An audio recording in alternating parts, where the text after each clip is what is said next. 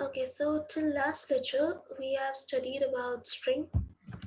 String क्या होता है उसका बेसिक इंट्रोडक्शन, हमने कुछ कैरेक्टरिस्टिक्स भी देखे थे स्ट्रिंग के. In this lecture we are going to discuss few questions on string. ठीक है, इस लेक्चर में हम मेनली 3 क्वेश्चन डिस्कस करेंगे. First will be about the length of the string, second will be about the duplicate of a string and third will be about change of case in a string. Length of string का मतलब कि आपके पास कोई भी given string होगा या आपको कोई एक स्ट्रिंग बनाने को दिया जाएगा और आपको उसके अंदर के नंबर ऑफ एलिमेंट्स को काउंट करना है. ठीक है, लेंथ ऑफ स्ट्रिंग का मतलब ये होता है कि कितने नंबर ऑफ एलिमेंट्स आप स्ट्रिंग में इनपुट करवाते हो. बट नंबर ऑफ एलिमेंट्स में नल कैरेक्टर इंक्लूड नहीं होगा. तो मेक श्योर कि आप जब नंबर ऑफ एलिमेंट्स को काउंट कर रहे हो तो आप नल कैरेक्टर को काउंट ना करो, क्योंकि वो भी नंबर ऑफ एलिमेंट्स के कैटेगरी में आता है. ठीक है, तो लेंथ ऑफ स्ट्रिंग निकालने के लिए हम डायरेक्टली नंबर ऑफ एलिमेंट्स को काउंट करेंगे, वो नंबर ऑफ एलिमेंट्स जो कि नल कैरेक्टर नहीं है. ठीक है, तो ये तो बात हुई लेंथ ऑफ स्ट्रिंग की. सेकंड आता है duplicate of string. Duplicate of string में आपको क्या करना है कि आपके पास कोई एक गिवन स्ट्रिंग होगा और आपको उसको उसी सेम स्ट्रिंग का आपको डुप्लीकेट बना के एक नया स्ट्रिंग जनरेट करना है. ठीक है, यानी कि आपको एक स्ट्रिंग का डुप्लीकेट बनाना है. ठीक है, तो इसके लिए हम क्या करेंगे, हम एक स्ट्रिंग बना देंगे. ठीक है, और एक मतलब एक स्ट्रिंग में हम 2 स्ट्रिंग लेंगे. हम एक स्ट्रिंग में हम सारा डेटा डाल देंगे और दूसरा स्ट्रिंग हम ब्लैंक छोड़ेंगे और हम फर्स्ट स्ट्रिंग को सेकंड में कॉपी कर देंगे. ठीक है, तो सेकंड स्ट्रिंग क्या हो जाएगा, फर्स्ट स्ट्रिंग का डुप्लीकेट हो जाएगा. ठीक है, तो डुप्लीकेट ऑफ स्ट्रिंग में हम इस टाइप से वर्क करेंगे. थर्ड जो केस है वो है change of case in a string. Change of case में आपसे क्या एक्सपेक्ट कर रहा है कि आपने जो स्ट्रिंग बनाई है उसमें जितने भी लोअर केस कैरेक्टर्स है वो अपर केस में कन्वर्ट हो जाए और जितने भी अपर केस कैरेक्टर है वो लोअर केस में कन्वर्ट हो जाए. Okay, vice versa. तो चेंज ऑफ केस का मतलब है कि अल्फाबेट जो कि अपर केस में है वो लोअर केस में हो जाए और जो लोअर केस में है वो अपर केस में हो जाए एक पर्टिकुलर स्ट्रिंग के अंदर. ठीक है, तो ये 3 टाइप के क्वेश्चंस हैं. इन क्वेश्चंस को कैसे अटेम्प्ट करना है वो अब देखेंगे. ठीक है, तो सबसे पहले जब भी आप स्ट्रिंग के क्वेश्चंस करोगे तो मेक श्योर कि आप हमेशा हेडर फाइल लिखो, क्योंकि बाकी क्वेश्चंस में क्या होता है हेडर फाइल सबके कॉमन होता है तो हम इंक्लूड stdio और कोनी वाला हम हेडर फाइल्स यूजुअली इग्नोर करके वर्ड मेन से स्टार्ट करते हैं. पर जब आप स्ट्रिंग की बात करोगे कि स्ट्रिंग में एक स्पेशल हेडर फाइल यूज होता है दैट इज string.h, राइट. तो वो एक अलग एक हेडर फाइल है जो कि सिर्फ स्ट्रिंग के लिए यूज होता है. तो मेक श्योर कि जब आप स्ट्रिंग के क्वेश्चंस करो तो आप सारे हेडर फाइल्स को यहाँ मेंशन करो. ठीक है, तो फर्स्ट हेडर फाइल होती है हमारी include standard input and output .h. Second header file है हमारी कोनियो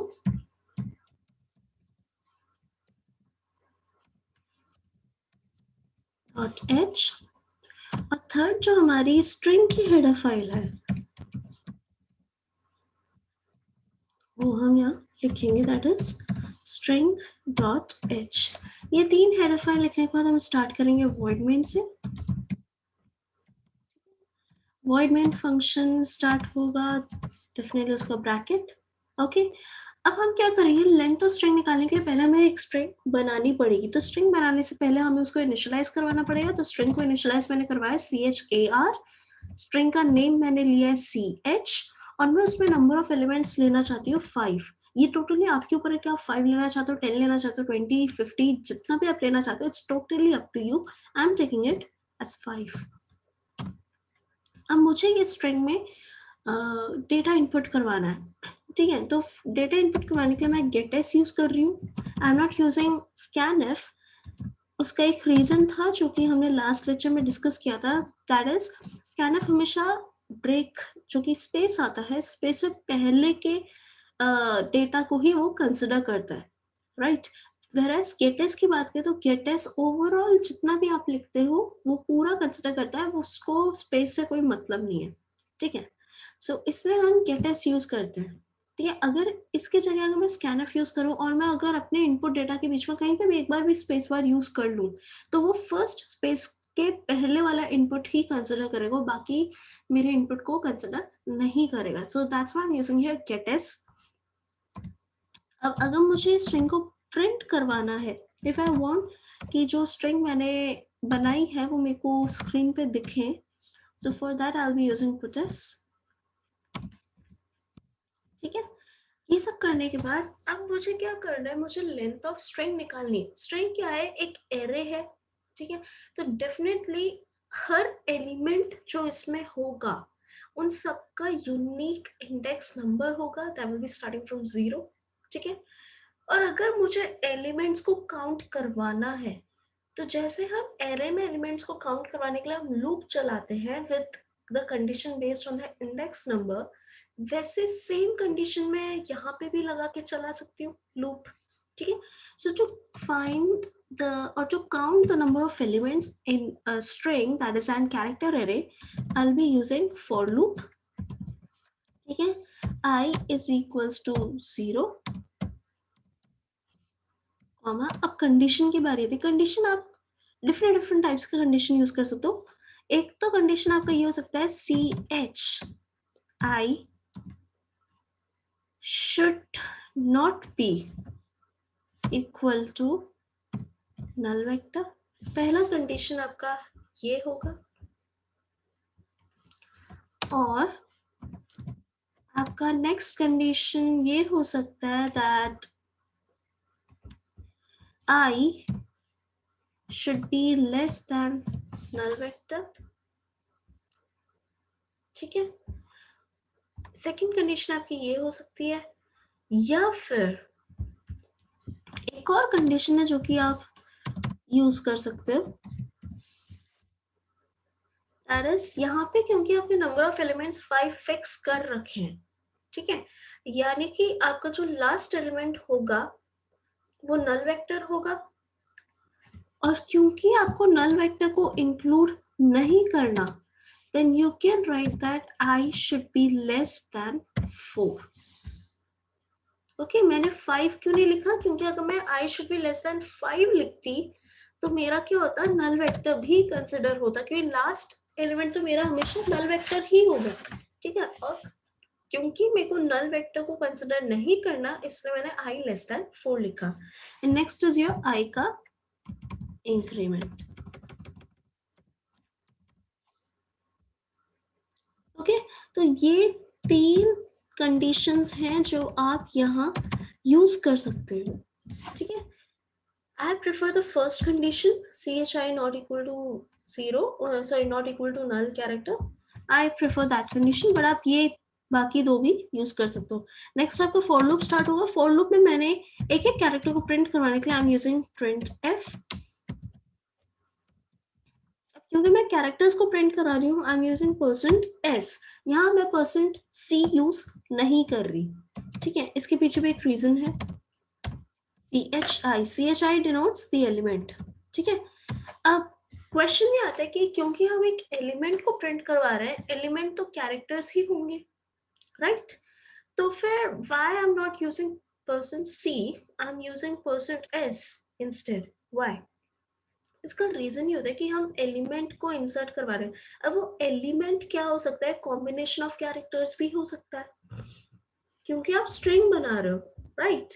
वो कॉम्बिनेशन ऑफ कैरेक्टर्स भी हो सकता है। ठीक है, कैरेक्टर्स के बीच में स्पेस भी आ सकता है, तभी तो हमने गेट एस यूज किया। ठीक है, सो वो सारे रीजंस को कवर करने के लिए वी आर यूजिंग %s। ठीक है, अगर मैं %c यूज करती तो क्या होता कि लेट्स से अगर कहीं पे भी मैंने स्ट्रिंग के अंदर कहीं पे भी कॉम्बिनेशन ऑफ कैरेक्टर यूज कर रखा हो तो वो मेरा कंसिडर नहीं करेगा। ठीक है, क्योंकि उसको सिंपली दे रखा है कि जो %c वाले एलिमेंट्स है उसको प्रिंट करवाओ, तो मेरे स्ट्रिंग वाले एलिमेंट्स को इग्नोर कर देगा। ठीक है, so to be on the safe side हमने %s यूज किया। ठीक है, next element that I am using is count plus plus. Okay, और क्योंकि यहाँ पे मैं काउंट प्लस प्लस यूज कर रही हूँ तो डेफिनेटली मेरे को यहाँ पे काउंट को भी इनिशियलाइज करवाना पड़ेगा, तो मैंने यहाँ पे काउंट को इनिशियलाइज किया। Count is an integer, so I'm writing it as count, the integer count is equal to 0। मैं 0 से काउंट को इनिशियलाइज करवा रही हूँ। ठीक है, ताकि मेरा जब भी काउंट का इंक्रीमेंट हो 0 से हो, 0 1 2 3, ठीक है। सो नेक्स्ट यहाँ पे मेरा लूप खत्म होता है, तो I will close the bracket, ठीक है। नेक्स्ट इज अब मेरे को काउंट को प्रिंट करवाना है, तो प्रिंट एफ काउंट क्या है, मेरा इंटीजर है, so I will be writing percent d comma count.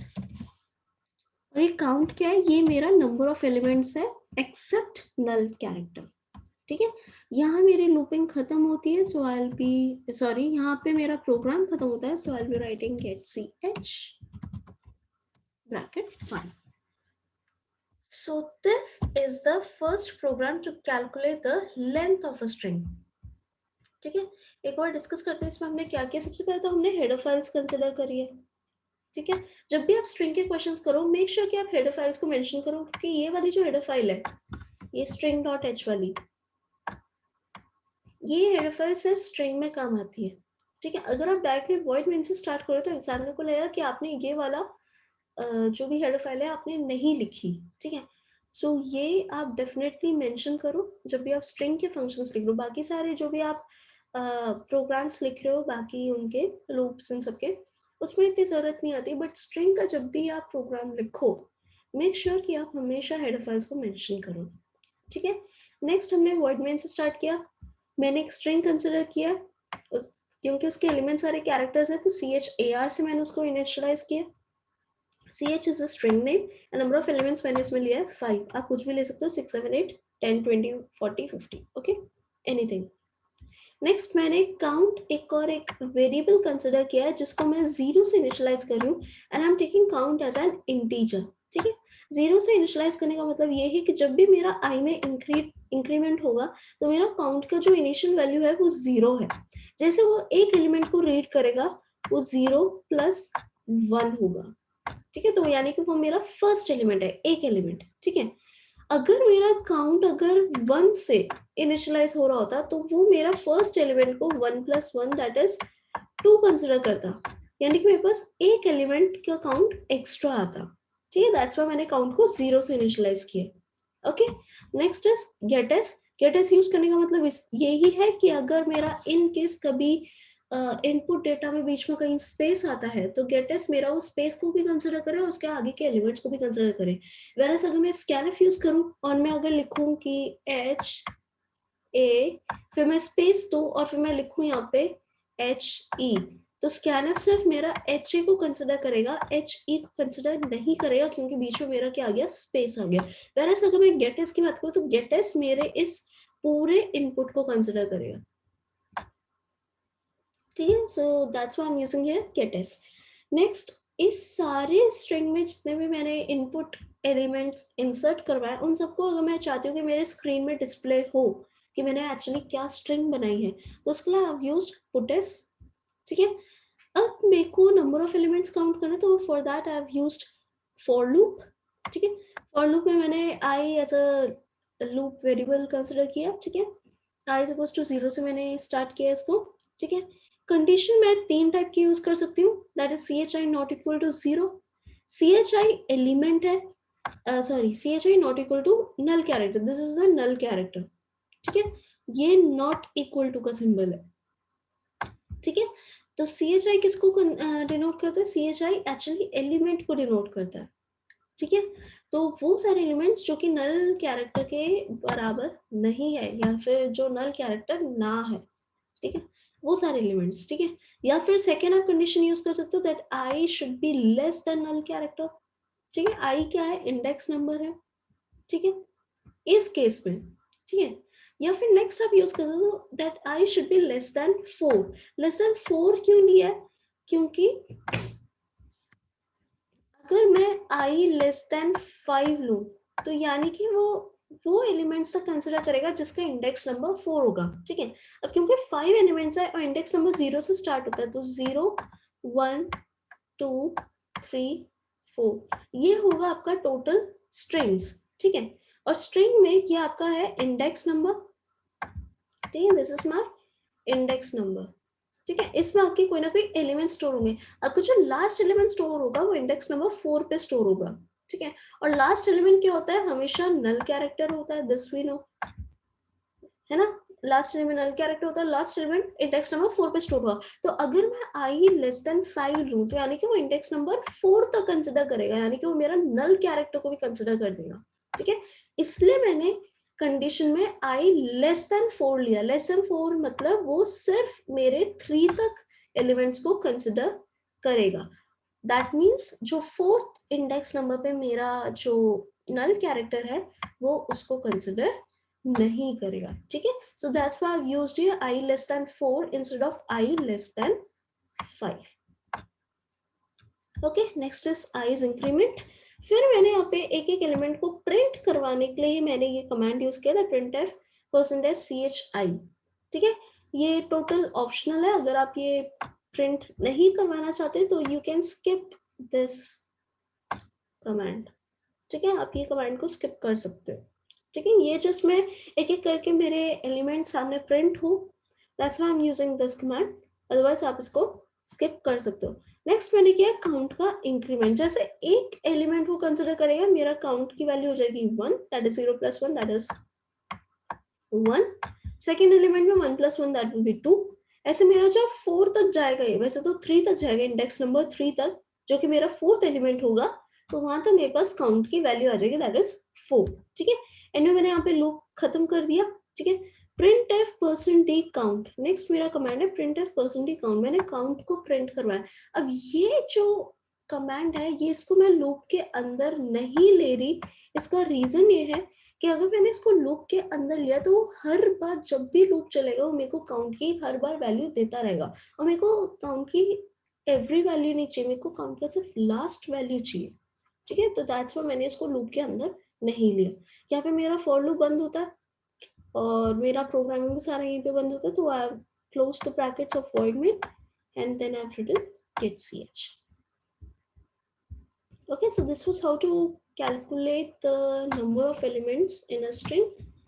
जैसे आप एरे में नंबर ऑफ एलिमेंट्स कंसिडर करते हो, सेम आप स्ट्रिंग में करोगे, क्योंकि स्ट्रिंग क्या है, एक टाइप का कैरेक्टर एरे है। ओके, नेक्स्ट है आपका duplicate of string. Duplicate of string में हम क्या करेंगे, हम पहले 2 स्ट्रिंग कंसिडर करेंगे, एक में हम एलिमेंट्स को इनपुट करवाएंगे और दूसरे में हम एलिमेंट्स को इनपुट नहीं कराएंगे, दूसरे को हम एकदम ब्लैंक छोड़ेंगे,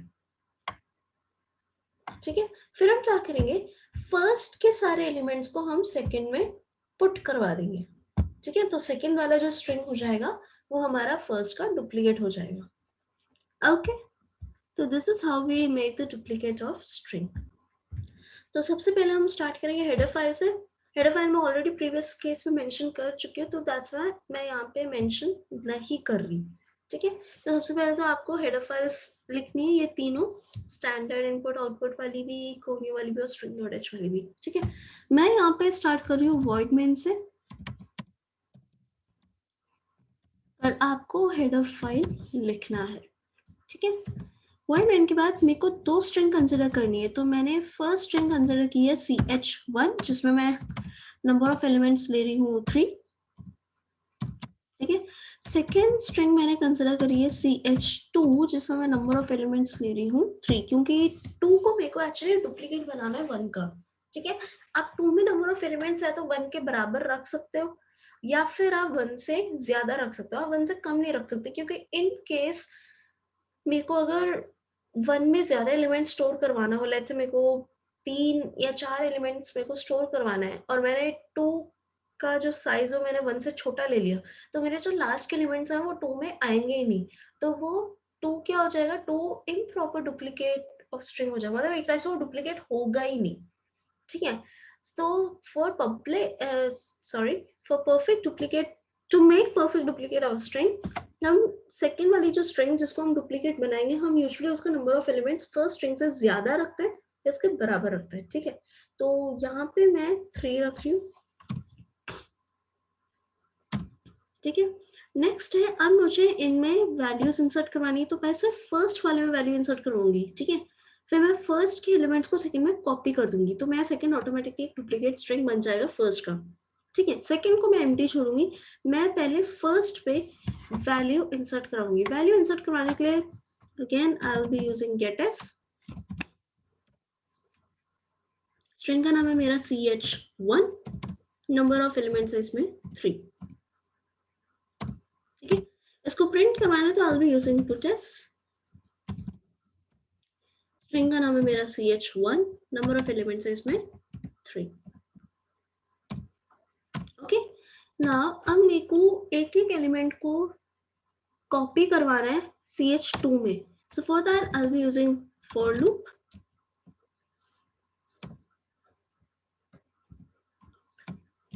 फॉर लूप में मैंने i इज इक्वल्स टू 0 से मैंने स्टार्ट किया। i में मैंने कंडीशन ली that i should be less than 3, क्योंकि i किसको डिनोट कर रहा है, इंडेक्स नंबर को डिनोट कर रहा है। नेक्स्ट इज i का इंक्रीमेंट। ओके, अब नेक्स्ट है मेरा दैट ch2।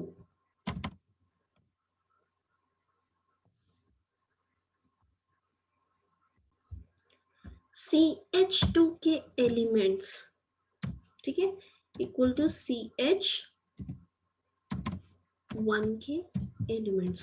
ठीक है, हुआ क्या है, हमने यहाँ पे असाइनमेंट ऑपरेटर यूज किया है। ठीक है, असाइनमेंट ऑपरेटर यूज करके मैंने ch1 के एलिमेंट्स को ch2 में कॉपी कर दिया। ठीक है, ये फॉर लूप से मैंने किया, तो सीक्वेंशियल वाइज मेरे सारे ch1 स्ट्रिंग के एलिमेंट्स सीक्वेंशियल ऑर्डर में मेरे ch2 में आ गए। ठीक है, फॉर लूप मेरा बंद हुआ। नेक्स्ट इज, अब मेरे को ch2 को प्रिंट करना है तो आई एम यूजिंग पुट्स, क्योंकि ch2 क्या है, एक स्ट्रिंग है ch2। ठीक है, इसमें नंबर ऑफ एलिमेंट्स है 3। ठीक है, मैंने ch2 को प्रिंट करवाया था जो कि डुप्लीकेट है। यहाँ पे मेरी प्रोग्रामिंग बंद हुई। Next is gate ch। Okay, तो हमने किया क्या है इसमें, लेट्स टेक अ लुक। सबसे पहले तो मैं लिखूंगी ये 3 हेडर फाइल, यही सेम आप यहाँ पे भी लिखोगे। ओके, नेक्स्ट मैंने स्टार्ट किया वॉइड मेन से। वॉइड मेन में मैंने 2 स्ट्रिंग कंसिडर किया है, एक ch1 एक ch2। ठीक है, char इसका डेटा टाइप होता है, this tells me the data type. String का डेटा टाइप हमेशा कैरेक्टर ही रहेगा। ठीक है, अब मैंने यहाँ पे 2 स्ट्रिंग को इनिशियलाइज किया है, एक स्ट्रिंग का नाम है ch1 और दूसरी स्ट्रिंग का नाम है ch2। ठीक है, दोनों में मैंने नंबर ऑफ एलिमेंट्स 3 लिए। ठीक है, ch2 के नंबर ऑफ एलिमेंट्स आप 3 लो या 3 से ज्यादा लो, कोई प्रॉब्लम नहीं है, बस 3 से कम नहीं होना चाहिए, क्योंकि ch1 में नंबर ऑफ एलिमेंट्स 3 है। ठीक है, और आपको ch2 को ch1 का डुप्लीकेट बनाना है। ठीक है, तो अगर आप इसके नंबर ऑफ एलिमेंट्स अगर ch1 से कम ले लोगे तो आपके सारे एलिमेंट्स ch2 के अंदर आ ही नहीं पाएंगे, तो ये डुप्लीकेट नहीं बन पाएगा। ठीक है, फिर मैंने क्या किया, मैंने ch1 लिया और उसमें मैंने एलिमेंट्स को इनपुट करवाया। ठीक है, बाय यूजिंग गेट एस। ठीक है, गेट एस क्यों यूज किया है, स्कैनफ क्यों यूज किया है, आई थिंक अब आपको बहुत अच्छे से क्लियर हो गया होगा। ठीक है, सो बाय यूजिंग गेट एस मैंने ch1 में नंबर ऑफ कुछ एलिमेंट्स को इनपुट करवा दिया। ठीक है, अब उन एलिमेंट्स को स्क्रीन में दिखाने के लिए कि मैंने क्या इनपुट करवाया, मैंने यहाँ पे पुट्स यूज किया। ठीक है, अब मेरे को क्योंकि एक एक एलिमेंट ch1 के ch2 में मेरे को कॉपी करवाना है, सो फॉर दैट मैंने क्या यूज किया है, for loop. i is equals to 0 से i should be less than 3। यहाँ पे i किसको डिनोट कर रहा है, इंडेक्स नंबर को डिनोट कर रहा है। ठीक है, तो i लेस देन 3 मतलब वो सारे एलिमेंट्स को कंसिडर करेगा। ठीक है, i प्लस प्लस। फिर मैंने ch2 i equal to ch1 i लिखा है। ठीक है, ये एक्चुअली ये स्टेप ही सबसे इंपॉर्टेंट स्टेप है। ठीक है, इसमें मैंने किया क्या है, मैंने असाइनमेंट ऑपरेटर यूज किया। ठीक है, ch2 i किसको डिनोट कर रहा है, वो एलिमेंट जो कि ch2 में प्रेजेंट है। अब i के नंबर पे डिपेंड करते हैं कि वो कौन सा एलिमेंट है, 0 इंडेक्स नंबर वाला एलिमेंट है, फर्स्ट या सेकंड या थर्ड। ठीक है, वैसे सेकंड तक ही आया क्योंकि number of total number of elements 3 है। ठीक है, और CH1i CH1 के एलिमेंट्स को डिनोट करता है, ठीक है। और मैंने क्या किया, मैंने असाइनमेंट ऑपरेटर यूज करके CH2 की वैल्यूज को CH1 में इंसर्ट करवा दिया, ठीक है। क्योंकि at a given moment i की वैल्यू सेम होगी, तो यहाँ पे जब CH2 में i की वैल्यू 1 होगी तब CH1 में i की वैल्यू 1 होगी, क्योंकि ये सेम लूप के अंदर है, ठीक है। जब CH2 में i की वैल्यू 2 होगी तब CH1 में भी i की वैल्यू 2 होगी, ठीक है। असाइनमेंट ऑपरेटर क्या करता है, जब भी आप असाइनमेंट ऑपरेटर यूज करते हो, असाइनमेंट ऑपरेटर आपके राइट हैंड साइड की वैल्यूज को लेफ्ट हैंड साइड जो भी वेरिएबल प्रेजेंट है उसमें पुट करवा देता है, तभी हम a इज इक्वल टू 5 लिख पाते हैं। होता क्या है, ये 5 की वैल्यू को इस a के अंदर डाल देता है, ठीक है। सिमिलरली जब आप x is equals to y लिखते हो और बोलते हैं x और y बराबर हो गए, कैसे बराबर हो गए, वो y के सारी वैल्यूज को x के अंदर पुट कर देता है कि x और y एकदम इक्वल हो जाता है, x y का डुप्लीकेट बन जाता है, तभी x और y इक्वल हम बोलते हैं, ठीक है। सेम चीज हमने यहाँ पे भी किया है, यहाँ पे मैंने असाइनमेंट ऑपरेटर यूज करके क्या किया है, same element, same index number वाले एलिमेंट की वैल्यू मैंने CH1 से CH2 में ट्रांसफर कर दी, तो अब CH2 क्या हो गया, CH2 एक टाइप का डुप्लीकेट बन गया CH1 का, ठीक है। और ये लूप के हर स्टेप पे जब भी लूप चलेगा तब तक ये चीज होता रहेगा, पहले 0 इंडेक्स नंबर का ट्रांसफर होगा, फिर 1 का, फिर 2 का, ठीक है। उसके बाद मेरा लूप बंद हो जाए, जैसे ही मेरा i के इंक्रीमेंट में i इज इक्वल टू 3 आ जाएगा, मेरा लूप टर्मिनेट हो जाएगा, ठीक है। उसके बाद मैंने क्या किया, अब जो CH2 मेरे पास आया है नया स्ट्रिंग जो कि CH1 का डुप्लीकेट है, उसको मेरे को प्रिंट करवाना पड़ेगा, तो मैंने पुटस यूज करके मैंने CH2 को प्रिंट करवा दिया।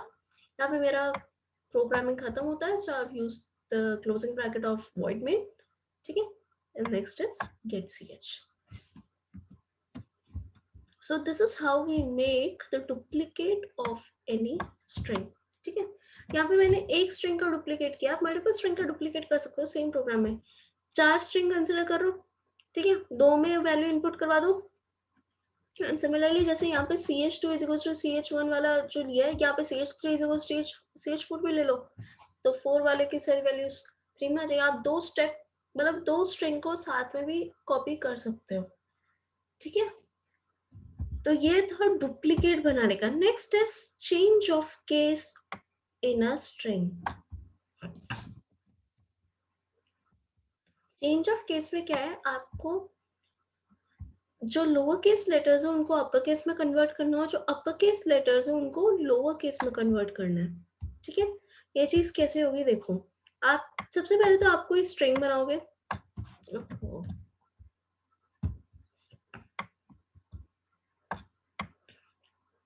ठीक है। सबसे पहले तो आप स्ट्रिंग बनाओगे,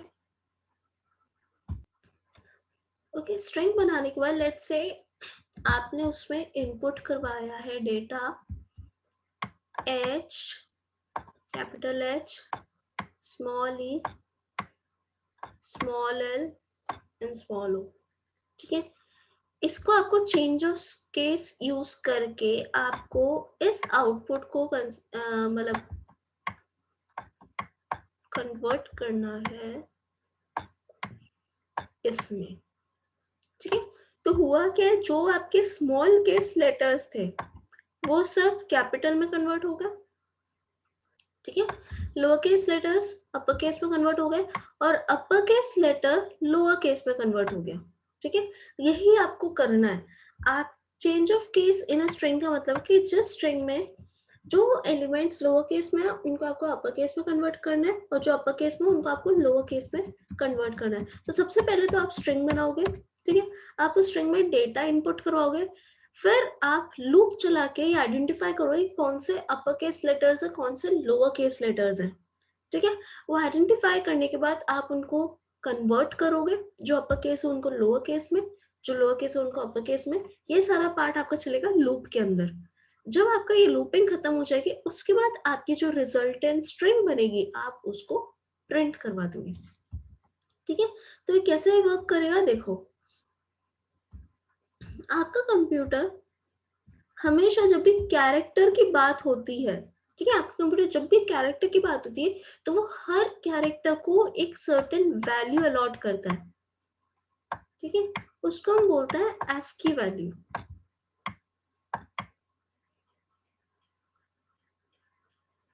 ठीक है, हर एक एक कैरेक्टर को वो कोई ना कोई वैल्यू अलॉट करता है। जैसे ए का अपना खुद का एक कुछ वैल्यू होगा, न्यूमेरिकल वैल्यू, ठीक है, कैपिटल ए का अपना कुछ एक न्यूमेरिकल वैल्यू होगा, ठीक है।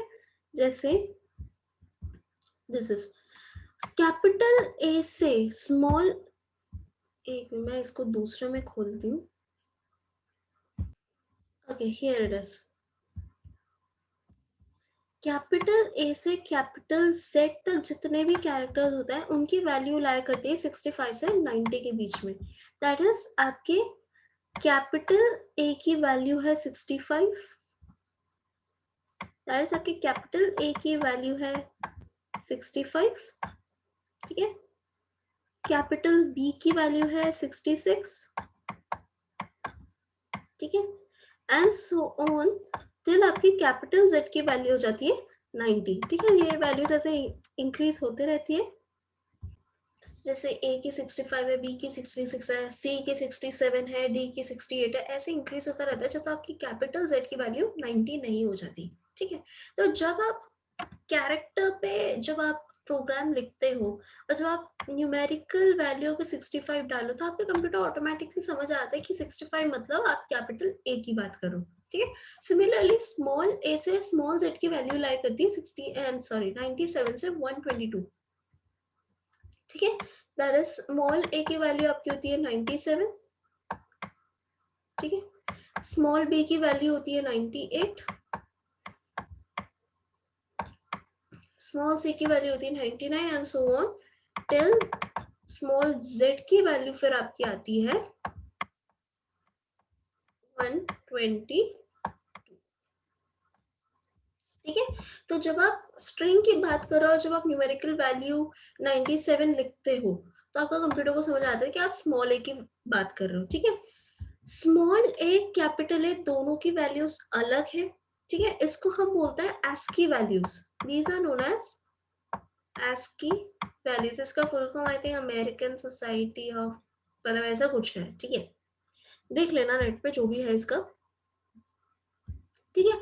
अगर मेरे को कैपिटल ए को स्मॉल ए में कन्वर्ट करना है, ठीक है, तो मुझे कैपिटल ए की वैल्यू में कुछ एक ऐसा नंबर ऐड करना पड़ेगा जो कि मेरे को 97 दे दे, यानी कि it should be 65 plus x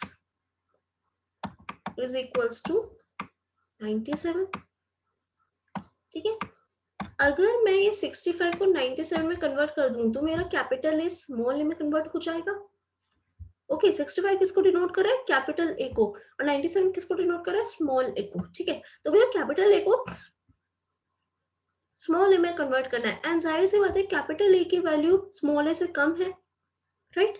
तो यानी कि मेरे को कैपिटल ए की वैल्यू में कुछ तो मतलब ऐड करना पड़ेगा ताकि वो मेरा स्मॉल ए की वैल्यू के इक्वल आ जाए, ठीक है। तो ये x किसके इक्वल आ जाएगा, इससे x will come as 32, ठीक है। और ये कैपिटल ए स्मॉल ए के बीच में नहीं, अगर आप कैपिटल बी को भी अगर स्मॉल बी में कन्वर्ट करोगे ना तो भी आपका ये जो डिफरेंस है, ये डिफरेंस 32 के इक्वल ही आएगा, ठीक है। सिमिलरली अगर आप कैपिटल एक्स को भी स्मॉल एक्स में कन्वर्ट करोगे तब भी आपके डिफरेंस 32 ही आएगा, ठीक है। तो जब भी आपको कैपिटल से स्मॉल में कन्वर्ट करना है, ठीक है, जब भी आपको कैपिटल से स्मॉल में कन्वर्ट करना है, व्हाट यू डू इज आप 32 को ऐड कर दोगे, क्योंकि कैपिटल की वैल्यू कम होती है और स्मॉल की वैल्यू ज्यादा होती है, ठीक है। तो जब भी आपको लो अपर केस लेटर्स को लोअर केस में कन्वर्ट करना है, just add 32 in your upper case value, ठीक है। बट जब आपको लोअर केस से अपर केस में कन्वर्ट करना है तब आप 32 को सबट्रैक्ट करोगे, ठीक है। जैसे अगर मेरे को स्मॉल ए को कैपिटल ए में कन्वर्ट करना है तो मुझे 97 माइनस 32 करना पड़ेगा, तभी मेरी कैपिटल ए की वैल्यू आएगी, दैट इज 65। ठीक है, तो मेरे को क्या करना पड़ा, मेरे को -32 करना पड़ा। ठीक है, तो जब भी आपको small case letter that is lower case letters को अगर आपको अपर केस में कन्वर्ट करना हो तो आप -32 करते हो, जब आपको अपर केस को लोअर केस में कन्वर्ट करना होता है तब आप +32 करते हो। ठीक है, इतनी बात क्लियर है। हर कैरेक्टर का खुद का एक वैल्यू होता है। ठीक है, कैपिटल ए का 65, कैपिटल ए से कैपिटल जेड तक वैल्यू रेंज होती है 65 से 90, आपको याद करनी पड़ेगी। ठीक है, अब इसमें प्रोग्राम कैसे लिखोगे, सबसे पहले हेडर फाइल्स आप बनाओगे। ठीक है, हेडर फाइल्स आपको लिखनी पड़ेगी। ठीक है, उसके बाद आप स्टार्ट करोगे वॉइड मेन से। वॉइड मेन में आपने सबसे पहले तो एक स्ट्रिंग बनाई है CHAR, स्ट्रिंग का नाम मैंने CH लिया, उसमें नंबर ऑफ एलिमेंट्स मैंने 5 लिए। ठीक है, इसमें सबसे पहले वैल्यू इंसर्ट करवाओगे। ठीक है, scanf के जगह I will be using gets.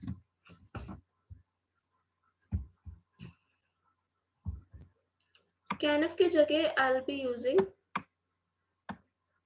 इससे भी नहीं लिखा जाएगा, गेट्स। ठीक है, जैसे मैंने यहाँ यूज किया है। ठीक है, गेट्स से मैंने इसमें वैल्यू इंसर्ट करवा दी। ठीक है, नेक्स्ट उन वैल्यूज को आप स्क्रीन में प्रिंट करवाने के लिए आई विल बी यूजिंग पुट्स।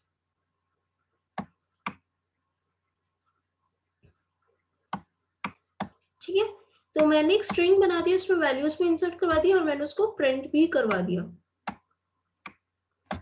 ठीक है, अब मेरे को क्या करना है, मेरे को अब कन्वर्ट करना है, यानी कि मेरे को एडिशन और सब्ट्रैक्शन करना है अपने लेटर्स में। ठीक है, कैरेक्टर्स में। तो मैंने क्या किया, पहले तो मैंने फॉर लूप चलाया। ठीक है, फॉर लूप में मैंने कंडीशन डाली कि जो मेरा एलिमेंट है दैट इज CHI, ये एलिमेंट मेरा नल कैरेक्टर के इक्वल नहीं होना चाहिए। ठीक है, मैंने कंडीशन क्या चलाई है, that my this element should not be equal to my null character. अगर नल कैरेक्टर के इक्वल होगा, नल कैरेक्टर की खुद की कोई वैल्यू नहीं होती। ठीक है, हम बोलते थे ना कि नल कैरेक्टर की वैल्यू नहीं होती, हम किस वैल्यू की बात कर रहे हैं, हम एस की वैल्यू की बात कर रहे हैं। ठीक है, हर कैरेक्टर की वैल्यू होती है बट नल कैरेक्टर की कोई वैल्यू नहीं होती। दैट्स व्हाई हम ये कंडीशन ले रहे हैं कि मेरा जो एलिमेंट है that should not be equal to null character. ठीक है, उसका मैंने आई का इंक्रीमेंट कर दिया। अब मैंने कंडीशन लगाई है, कंडीशन क्या लगाई है, that if CHI is greater than और इक्वल टू 65 एंड, ठीक है, यहाँ पे मैं एंड ऑपरेटर यूज कर रही हूँ, आई एम नॉट यूजिंग और ऑपरेटर। ठीक है, एंड और में डिफरेंस क्या होता है, और ऑपरेटर बोलता है कि या तो ये वाली कंडीशन या ये वाली कंडीशन, ए और बी कोई दो कंडीशन है। ठीक है, या तो ए या फिर बी, इन दोनों में से कोई भी एक अगर कंडीशन सेटिस्फाई करती है तो मैं इस स्टेटमेंट को ट्रू मानूंगी। ठीक है, वेरएस एंड ऑपरेटर क्या बोलता है, एंड को हम एपरेंट से डिनोट करते हैं। ठीक है, एंड ऑपरेटर क्या बोलता है कि कोई भी कंडीशन ट्रू होने के लिए फर्स्ट और सेकंड दोनों ट्रू होना चाहिए। ठीक है, ट्रू टेबल हम बनाते थे ना, वही है। ठीक है, एंड बोलता है कि कोई भी कंडीशन सेटिस्फाई करने के लिए दोनों साइड की कंडीशंस ट्रू होनी चाहिए, तभी मेरा ओवरऑल स्टेटमेंट ट्रू निकलेगा। और बोलता है कि दोनों में से कोई भी एक भी अगर ट्रू हो जाता है तो मेरा ओवरऑल स्टेटमेंट ट्रू निकलेगा। ठीक है, अब यहाँ पे हम एंड की यूज कर, हम और क्यों नहीं यूज करें, देखो मैंने बोला कि मेरी एलिमेंट की वैल्यू 65 से बड़ी होनी चाहिए, ये मेरी पहली कंडीशन थी। दूसरी कंडीशन मैंने बोली कि मेरी एलिमेंट की वैल्यू 90 से छोटी होनी चाहिए। देखो अगर मैं यहाँ पे और स्टेटमेंट यूज करती, ठीक है, तो यानी कि इन दोनों से कोई एक ट्रू होना चाहिए था। ठीक है, लेट्स से मैं फर्स्ट वाली कंडीशन को ट्रू मान रही हूँ। ठीक है, मेरी एलिमेंट की वैल्यू 65 से ज्यादा होनी चाहिए, तो 65 से ज्यादा तो इस रेंज में भी आता है और इस रेंज में भी आता है। ठीक है, और मैंने क्या बोला है कि अगर ऐसा है तो +32 कर दो। लेट्स अगर वो 65 से ज्यादा वाला अगर मेरा ये वाला रेंज और मैं इसको +32 कर दूं तो ये मेरा मतलब कोई केस में आएगा ही नहीं, राइट, क्योंकि मेरी लोअर केस वैल्यू ही 122 पे खत्म हो जाती है। और लेट्स से मैं अगर z की वैल्यू कंसिडर कर रही हूँ, ठीक है, तो मेरी कंडीशन क्या है, फॉल्स हो जाएगी। तो ये बताना जरूरी है +32 में। और +32 कब करेंगे, जब मेरा जो भी एलिमेंट है वो इस रेंज में लाई करेगा। ठीक है, तो मैंने लोअर लिमिट तो दे दी कि 65 से ऊपर होनी चाहिए, बट अगर इस रेंज में अगर मेरे एलिमेंट को लाई करना है तो मेरे को एक अपर रेंज भी देनी पड़ेगी कि वो 90 या 90 से कम होना चाहिए, तभी वो मेरा इस रेंज में लाई करेगा। ठीक है, so this is the reason we are using and operator here instead of or operator. And operator होगा तो मेरा ग्रेटर देन 65 भी ट्रू होना चाहिए और लेस देन इक्वल टू 90 भी ट्रू होना चाहिए, दोनों स्टेटमेंट ट्रू होने चाहिए। ठीक है, to get a specific range. ठीक है, अगर ऐसा है मेरा 65 और 90 के बीच में लाई करता है, दैट इज मेरा अपर केस लेटर हुआ ये। ठीक है, अपर केस लेटर हुआ। ठीक है, अगर ऐसा है तो मैं +32 करके उसको लोअर केस में करूंगी। अगर मेरे 97 से 122 के बीच में लाई कर रहा है तो उसमें -32 करके अपर केस में कन्वर्ट करूंगी। ठीक है, so this is my upper case. Upper case किस में कन्वर्ट हो रहा है? लोअर केस में बाय डूइंग +32। ठीक है, सिमिलरली एल्स इफ अगर मेरा CHI that is my element अगर 97 से बड़ा है उसके इक्वल और 122 से छोटा है उसके इक्वल हुआ, सिमिलरली अगेन यहाँ पे हम एंड ऑपरेटर यूज करेंगे और ऑपरेटर यूज नहीं करेंगे। ठीक है, then what I will do is मैं -32 करूंगी। -32 का मतलब मैं लोअर केस लेटर से अपर केस में कन्वर्ट करूंगी। ठीक है, then what I'll do is दोनों केस में मैंने printf chi किया, दोनों केस में मैंने printf chi किया। ये printf chi आपको एंड में नहीं करना, ये आपको साथ साथ ही करना है क्योंकि आपका एक एक करके एलिमेंट प्रिंट होगा। ठीक है, and then is get ch। ठीक है, या फिर अगर आप एंड में printf यूज करना चाहते हो तो फिर आप लूप के बाहर यूज करो। ठीक है, बट इट्स बेटर कि आप साथ साथ ही printf यूज करो ताकि आपको एक एक करके सारे एलिमेंट्स प्रिंट हो जाए। तो लेट्स अगर आपने इनपुट अगर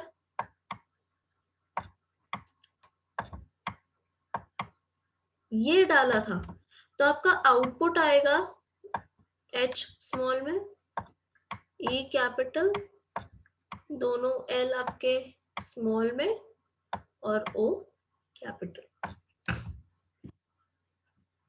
ठीक है, so this is how the change of case program works. ठीक है, तो ये 3 बहुत बेसिक से स्ट्रिंग के प्रोग्राम्स थे। आप और भी प्रोग्राम्स ट्राई कर सकते हो। सॉर्टिंग का जो कि बहुत इंपॉर्टेंट एक प्रोग्राम है, आपको स्ट्रिंग में एलिमेंट्स को सॉर्ट करवाना है, तो वो सॉर्टिंग कैसे होगी? वो ASCII वैल्यू के थ्रू होगी सॉर्टिंग। ठीक है, ये जो हमने वैल्यूज लिखी है ना, ये वाली वैल्यूज ASCII वैल्यूज, इसके बेसिस पे सॉर्टिंग होगी। ठीक है, तो एक ये सॉर्टिंग का बहुत एक इम्पोर्टेंट क्वेश्चन बनता है। ओके, इसके बाद ये 1D एरे के कुछ क्वेश्चंस है, फ्यू क्वेश्चंस चाहिए तो आप इसकी पिक ले सकते हो वीडियो पॉज करके। ठीक है, ये आप जरूर से ट्राई करें, बहुत इंपॉर्टेंट क्वेश्चंस है 1D एरे के। 9 questions of 1D array and then ये कुछ 2D एरे के क्वेश्चंस हैं, 5 क्वेश्चंस ऑफ 2D एरे। ये आप बहुत अच्छे से ट्राई करें क्योंकि ये बहुत इंपॉर्टेंट क्वेश्चन है। ठीक है, नेक्स्ट आपका आता है स्ट्रिंग फंक्शंस। नेक्स्ट टॉपिक आपका आता है स्ट्रिंग फंक्शंस।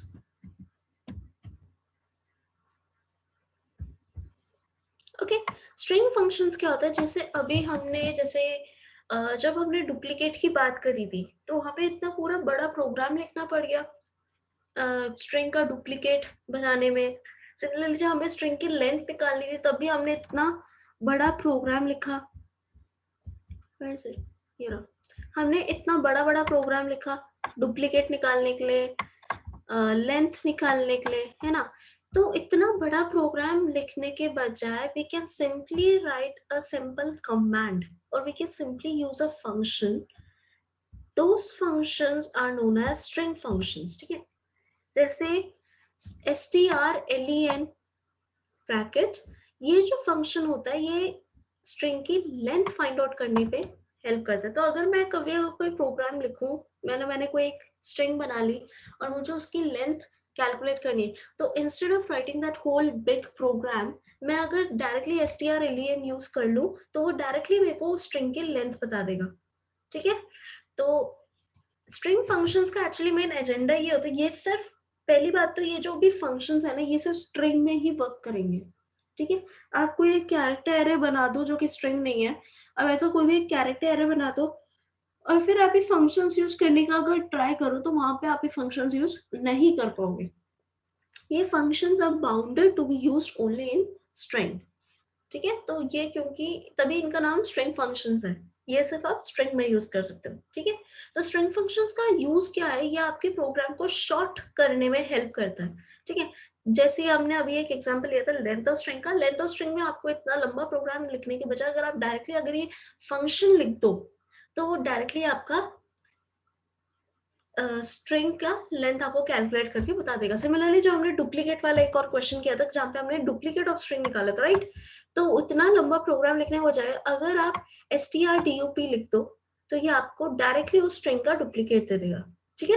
तो ये फंक्शंस क्या है, ये कुछ एक इनबिल्ट स्ट्रिंग फंक्शंस है आपके प्रोग्राम में, ऑलरेडी स्टोर्ड होते हैं, ठीक है। सी प्रोग्राम में ऑलरेडी स्टोर्ड होते हैं कुछ स्ट्रिंग के फंक्शंस है जो कि आपके प्रोग्रामिंग को काफी शॉर्ट और काफी लिएबल बनाता है, ठीक है।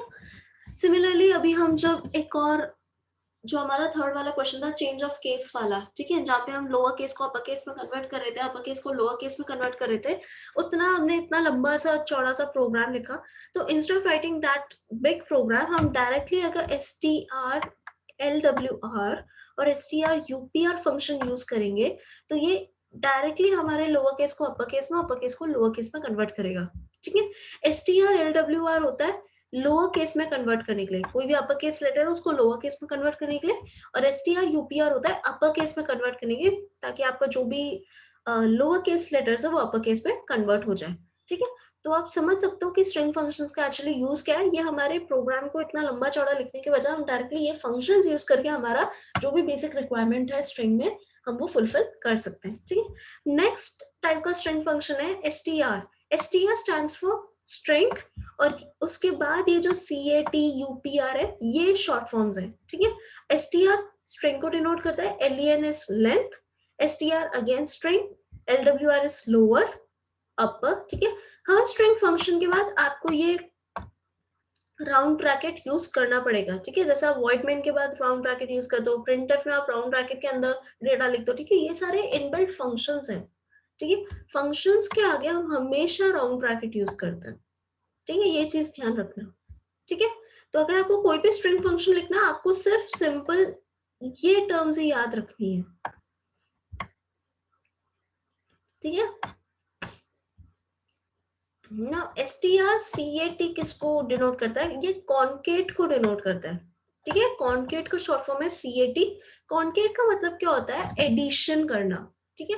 लेट्स से आपके पास दो स्ट्रिंग है और आपको बोले कि इन दोनों स्ट्रिंग का एडिशन करो और मेरे को एक थर्ड स्ट्रिंग निकाल के दो एज एन आउटपुट, तो उसके लिए हम strcat यूज करते हैं, ठीक है। अब आप बोलोगे कैरेक्टर्स का कैसे एडिशन करेंगे, ठीक है। एक तो अगर आप कैरेक्टर्स, पहली बात तो कैरेक्टर्स सिर्फ लोअर केस और अपर केस लेटर्स नहीं होते, कैरेक्टर्स में डिजिट्स भी आते हैं, ठीक है। हमने जब कैरेक्टर सेट की बात करती जब हम स्ट्रिंग्स का इंट्रोडक्शन कर रहे थे तो हमने उसमें देखा था कैरेक्टर सेट में कैरेक्टर्स को हमने 4 कैटेगरी में डिवाइड किया था। एक तो था अपर केस लेटर्स, एक था लोअर केस लेटर्स, एक था डिजिट्स और एक था स्पेशल कैरेक्टर्स, ठीक है।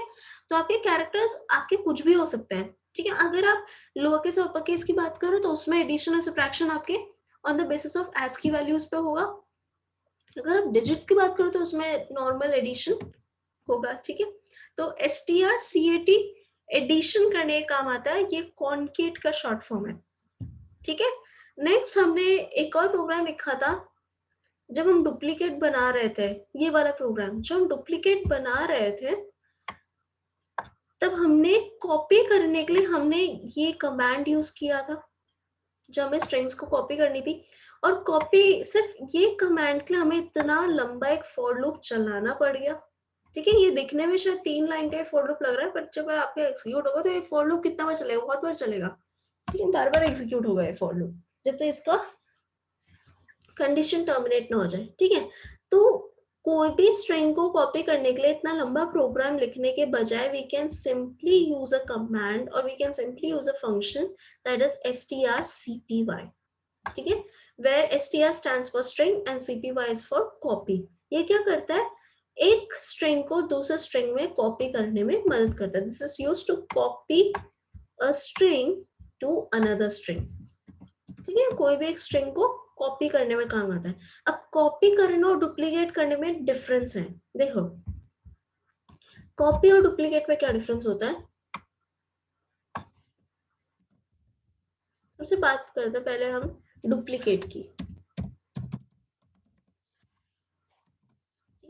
डुप्लीकेट में क्या होता है कि हम दो स्ट्रिंग कंसीडर, लेट्स से मेरे पास दो स्ट्रिंग है C1 और लेट्स से मेरे पास दूसरी स्ट्रिंग है C2, मैं S1 S2 ले रही हूँ। मेरे फर्स्ट स्ट्रिंग है S1 और मेरा सेकंड स्ट्रिंग है S2, ठीक है। डुप्लीकेट क्या करेगा, मेरा जितनी भी वैल्यूज S1 में है वो सारी की सारी वैल्यूज S2 में डाल देगा, ठीक है। इसमें क्या होता है, मेरा जो S2 वाला स्ट्रिंग होता है ना, ये मेरा एम्प्टी स्ट्रिंग होना जरूरी है, तभी S2 S1 का प्रॉपर डुप्लीकेट बनेगा। जैसे मेरे S1 में डेटा है ABC, लेट्स से मेरा S1 में डेटा है ABC, ठीक है, और मैं S2 को एकदम S1 का अगर डुप्लीकेट बनाना चाहती हूँ तो मेरा S2 एम्प्टी होना चाहिए, ताकि जब मेरा S1 S2 में कॉपी हो जाए तब मेरा S2 एक प्रॉपर डुप्लीकेट बन जाए S1 का, ठीक है। अगर मेरा S2 में पहले से ही कोई वेरिएबल्स या कोई कैरेक्टर स्टोर हो, लेट्स से VE, मेरा पहले से ही कोई एक वेरिएबल ऑलरेडी S2 में है, ठीक है, तो जब मैं S1 को S2 में कॉपी करूंगी तो S2 मेरा S1 का डुप्लीकेट नहीं होगा, ठीक है। तो अगर मेरे को कोई भी स्ट्रिंग का अगर डुप्लीकेट बनाना है तो जो भी मैं डुप्लीकेट वाला स्ट्रिंग यूज कर रही हूँ वो स्ट्रिंग मेरा एम्प्टी होना बहुत जरूरी है, ठीक है। वेयर एज कॉपी में क्या होता है, देखो जब हम स्ट्रिंग को कॉपी करते हैं तो लेट्स से S1 मेरा एक स्ट्रिंग है, ठीक है, जिसमें मेरे कुछ इनपुट डेटा स्टोर है, let's say that data be ABC, ठीक है, और S2 मेरा एक दूसरा स्ट्रिंग है, उसमें मेरा डेटा स्टोर है, लेट्स से X Y Z, ठीक है। अब मैं S1 को S2 में कॉपी कर रही हूँ। कॉपी करवाने का मतलब होता है कि S1 में मेरे जो करंट एलिमेंट्स है वो एलिमेंट्स को मैं S2 में डाल दूं, इररिस्पेक्टिव ऑफ कि S2 में मेरा पहले से कोई एलिमेंट है या नहीं है, वो कोई मैटर नहीं करता, क्योंकि यहाँ मैं S2 में सिर्फ S1 को कॉपी करवा रही हूँ, मैं डुप्लीकेट नहीं बना रही, ठीक है। तो कॉपी में क्या होता है, मेरा एक जो S2 ऑलरेडी मेरी जो डिफाइंड स्ट्रिंग है उसमें बस मेरे उसके एलिमेंट्स के आगे मेरे न्यू एलिमेंट्स मेरे स्टोर हो जाते हैं, ठीक है। वरस डुप्लीकेट में क्या होता है, डुप्लीकेट में मेरा ओवरऑल एक नया स्ट्रिंग जनरेट होता है जो कि स्ट्रिंग 1 का एकदम जीरोक्स कॉपी बनती है, ठीक है। तो ये डिफरेंस होता है डुप्लीकेट और कॉपी में। कॉपी में क्या होता है, अगर मैं S2 में कोई किसी और स्ट्रिंग को अगर कॉपी कर रही हूँ तो मेरे S1 मतलब उसकी खुद की वैल्यूज दैट इज S2 की वैल्यूज के आगे S1 की वैल्यूज को स्टोर करेगा, ठीक है। तो ओवरऑल रिजल्ट जो मेरा S2 का आएगा वो उसमें S2 के भी कैरेक्टर्स होंगे, उसमें S1 के भी कैरेक्टर्स होंगे। वेयर जब हम डुप्लीकेट की बात करते हैं तो डुप्लीकेट में क्या होता है कि अगर मैं कोई स्ट्रिंग S2 में अगर किसी और स्ट्रिंग दैट इज S1 का अगर मैं डुप्लीकेट बना रही हूँ तो वो एकदम टोटल जीरोक्स कॉपी बनेगा S1 स्ट्रिंग का, ठीक है। उसमें S2 के पहले से ही कोई कैरेक्टर्स या वेरिएबल्स एग्जिस्ट नहीं करेंगे, ठीक है। और अगर इनकेस एग्जिस्ट हो भी जाते हैं तो वो उसको रिप्लेस कर देगा, ठीक है। So that's the difference between a duplicate of a string और copy of a string. Duplicate और copy में ये difference होता है, ठीक है। कॉपी में जो आउटपुट आता है जरूरी नहीं है कि आपके इनपुट के ये जैसा मतलब सेम हो, ठीक है। वैसे डुप्लीकेट की जब बात आती है तो आप जो भी इनपुट डालोगे आपका आउटपुट उसी का ही सेम जेरोक्स कॉपी आएगा, ठीक है। इसीलिए हमारा कॉपी का एक अलग फंक्शन है और डुप्लीकेट का अलग फंक्शन है, ठीक है। तो स्ट्रिंग को कॉपी करवाने के लिए हम cpy फंक्शन यूज करते हैं, ठीक है। अगर मेरे को कोई स्ट्रिंग को रिवर्स प्रिंट करवाना है, ठीक है, ये भी एक बहुत अच्छा क्वेश्चन है, to find the reverse of a string. इसको आपको खुद को मैनुअली भी करके देखना है और स्ट्रिंग फंक्शंस के थ्रू भी आप रिवर्स करवा सकते हो by using the function rev, ठीक है। सेकेंड है cmp होता है कंपेयर करने के लिए कि first string second string in दोनों में कंपैरिजन करने के लिए, ठीक है। नेक्स्ट आता है एससीटी, ठीक है। एससीटी होता है कोई to set a character in a string. जैसे अगर आपने कोई एक स्ट्रिंग बना दी, अब उसमें आप कोई कैरेक्टर को सेट करवाना चाहते हो, तो उसके लिए हम एससीटी कमांड यूज करते हैं। ये यूजुअली ये कमांड इतना यूज आता नहीं है, ठीक है। और लास्ट जो आपका स्ट्रिंग फंक्शन है that is DUP. DUP stands for duplicate, ठीक है। कॉपी और डुप्लीकेट में क्या डिफरेंस होता है हम देख चुके हैं। कॉपी में आपका जो ऑलरेडी जो भी एलिमेंट्स हैं, ठीक है, उसमें न्यू एलिमेंट्स आपके ऑलरेडी डिफाइन एलिमेंट्स के आगे स्टोर होता है, ठीक है। वेरएज डुप्लीकेट में क्या होता है, डुप्लीकेट में आपकी न्यू स्ट्रिंग ही जनरेट होती है, ठीक है। उसमें पहले से कोई वेरिएबल है या नहीं ऐसा कुछ नहीं होता। अगर पहले से कोई वेरिएबल है तो उसको मतलब ओवरटेक करेगा, जैसे क्या बोलते हैं उसको, मतलब उसको ना रिप्लेस कर देगा वो, ठीक है। और अगर एम्प्टी है तो और भी अच्छा, ठीक है। अगर एम्प्टी है तो एग्जैक्टली जेरोक्स कॉपी आपको दे देगा। कॉपी और डुप्लीकेट में मतलब ये डिफरेंस होता है, ठीक है। तो ये 9 टाइप के स्ट्रिंग फंक्शंस है, ठीक है। अब जो आपको एग्जाम में नहीं करना वो ये है कि एग्जाम में लेट्स अगर आपको कभी भी इनमें से कोई भी एक कमांड बनाने को बोल दे, ठीक है। लेट्स अगर आपको एग्जाम में क्वेश्चन आ गया कि स्ट्रिंग की लेंथ फाइंड आउट करो, तो एग्जाम में डायरेक्टली str_len लिख के मत आना, ठीक है। जब तक क्वेश्चन में मेंशन ना हो कि आप स्ट्रिंग फंक्शंस यूज करो फिर ये क्वेश्चन सॉल्व करो, तब तक आप स्ट्रिंग फंक्शंस यूज नहीं करोगे। फॉर एग्जांपल अगर आपको कोई स्ट्रिंग का लेंथ कैलकुलेट करने को बोला और आपने इतने में ही प्रोग्राम डाल दिया बाय यूजिंग str_len फंक्शन, ठीक है। आपने कोई स्ट्रिंग डिफाइन करी और आपने डायरेक्टली उसमें str_len डाल के स्ट्रिंग का लेंथ निकाले तो आपको 0 मार्क्स मिलेंगे,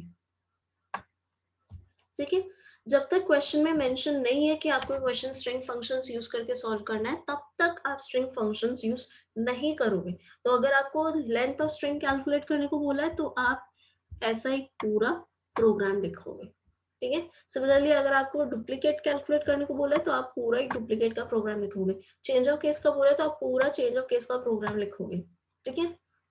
स्ट्रिंग फंक्शंस आप सिर्फ तभी यूज करोगे जब आपको क्वेश्चन में मेंशन हो कि आपके क्वेश्चन स्ट्रिंग फंक्शन से यूज करना है। और भी अच्छा तरीका स्कोर करने का कि अगर आपको लेंथ ऑफ स्ट्रिंग कैलकुलेट करने को बोला है आप पूरा प्रोग्राम भी लिखो ए पार्ट में, ठीक है। फिर सेकंड उसमें आप स्ट्रिंग फंक्शन यूज करके भी दिखाओ, ठीक है। तो एक क्वेश्चन को आप 2 बार सॉल्व करो, एक बार आप पूरा लेंथ ऑफ स्ट्रिंग का प्रोग्राम लिखो, फिर आप सेकंड फिर स्ट्रिंग फंक्शन यूज करके आप दोनों दिखाओ एग्जामिनर को, तो आपको फुल मार्क्स मिलेंगे, ठीक है।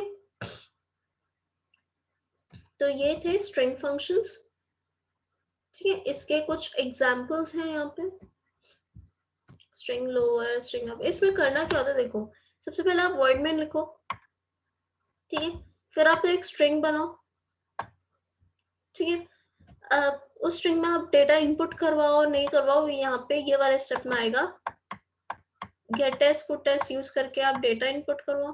फिर आपको एक वेरिएबल ले लो डी और डी में आप वो स्ट्रिंग फंक्शन डाल दो, ठीक है। strwr के ब्रैकेट के अंदर स्ट्रिंग का नाम आएगा क्योंकि आपने स्ट्रिंग का नाम ch लिया था तो यहाँ पे ch आ गया, ठीक है। ऐसे स्ट्रिंग फंक्शन वर्क करता है, ठीक है। सेम केस यहाँ पे भी है, ठीक है। या तो आप ऐसे करो या फिर आप डायरेक्टली प्रिंटफ में भी लिख सकते हो। Instead of writing this step आप डायरेक्टली प्रिंटफ में लिख दो strUPRCH, तब भी स्ट्रिंग फंक्शन इजीली वर्क करेगा, ठीक है। तो this was about string functions. तो मेक श्योर जब भी आपके क्वेश्चन में कोई ऐसा मतलब जब भी आपके पेपर में कोई भी एक ऐसा क्वेश्चन है जो कि स्ट्रिंग फंक्शन से हो सकता है, तो आप दोनों शो करो। एक आप स्ट्रिंग फंक्शन यूज करके भी शो करो और एक आप मैन्युअली उसका प्रोग्राम लिख के भी शो करो। ठीक है, खाली स्ट्रिंग फंक्शन शो करके मत आना, मार्क्स नहीं मिलेंगे। ठीक है, जब तक आपके क्वेश्चन में लिखा नहीं है कि ये क्वेश्चन आप स्ट्रिंग फंक्शन यूज करके सॉल्व करो, तब तक आप स्ट्रिंग फंक्शंस यूज नहीं करोगे। ठीक है, तो this was about string functions. Next topic में हम 2D स्ट्रिंग के बारे में बात करेंगे, that is known as array in string. ठीक है, तो नेक्स्ट लेक्चर में हम उसके बारे में बात करेंगे। So that's all, thank you.